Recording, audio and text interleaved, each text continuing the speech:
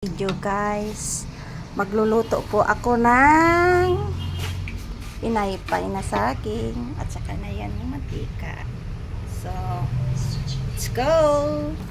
So ito na yung ating maroya guys kung sa Bisaya. Ayan, ito yung aking snack ngayon. Sarap nito guys. So, sarap guys. Ito yung ating pinaypay na saging sa Bisaya, maruya. Yan.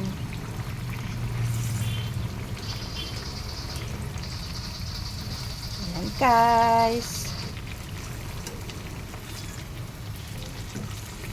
Ito yung ating snack.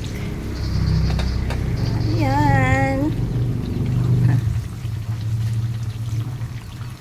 So, papunahin natin konti guys. Yung medyo malutong. Masarap yung medyo mapula-pula ba. So, ayan guys. Mapapula-pula na. Kaunin na natin.